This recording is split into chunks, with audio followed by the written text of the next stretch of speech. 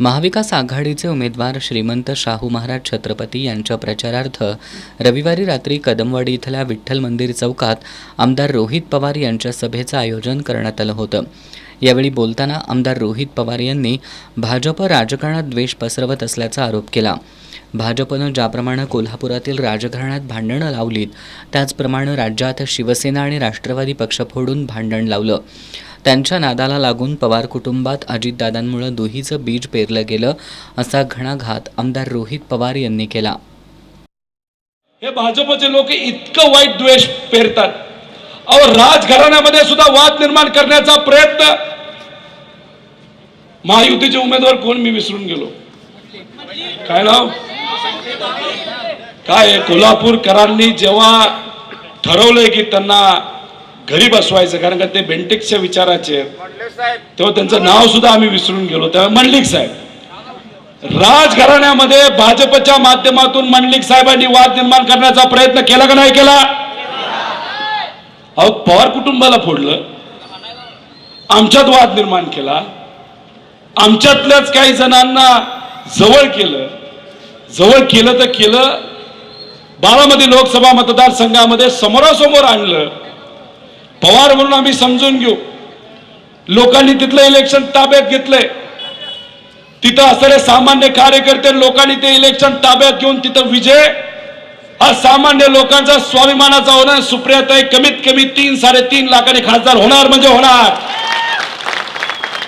जे पूर्वी अख्ख्या महाराष्ट्रामध्ये फिरणारे आमचे अजितदादा आज अख्ख्या महाराष्ट्रामध्ये कुठेच दिसत नाही, कारण का बारामती लोकसभा मतदारसंघामध्ये सोसायटी टू सोसायटी, गल्ली टू गल्ली तिथं प्रचार चालू केलाय। कुणी केली ही परिस्थिती? भाजपने केली ना। एका मोठ्या नेत्याला जो पुरोगामी विचाराबरोबर होता, आता त्यांना काय केलं तर लोकल नेता बनवलंय। पैशाचा वापर, दडपशाहीचा वापर कितीही त्यांनी त्या ठिकाणी केला तरी तिथं सुद्धा पुरोगामी विचारच हा टिकणार आणि लोक तिथं सुप्रियाताईंना निवडून देणार। आणि मग तुम्ही आमच्या कुटुंबाबद्दल केलं, आम्ही ते समजू शकतो, आम्ही त्यासाठी भांडू शकतो, पण राजघराण्यामध्ये तुम्ही वाद निर्माण करता हे आम्ही सहन करू शकत नाही। श्रीमंत शाहू महाराज छत्रपती यांना मोठ्या मताधिक्याने विजयी करून मराठी माणसं दिल्लीपुढं कधीच झुकत नाहीत हे दाखवून द्या, असं आवाहन आमदार रोहित पवार यांनी केलं।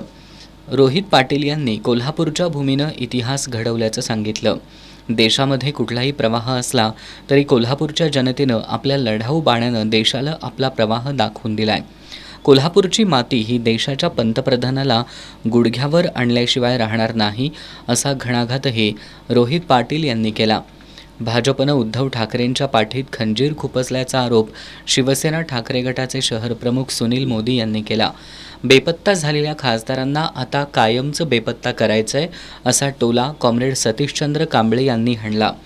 मुंगेरी लाल के सपने बघणाऱ्या इथल्या एकानं आमदार जयश्री जाधव यांना विरोध केला होता, मात्र जनतेच्या ताकदीवर भाजपचा पराभव झाला होता हे त्यांनी विसरू नये, असा टोला राजेश लाटकर यांनी लगावला। खासदार संजय मंडलिक हे सत्तेचे मंडलिक आहेत। छत्रपतींच्या गादीवर बोलण्यापेक्षा त्यांनी कोल्हापूरसाठी काय केलं हे सांगावं, असं RPIच्या रूपाताई वायदंडे यांनी सांगितलं।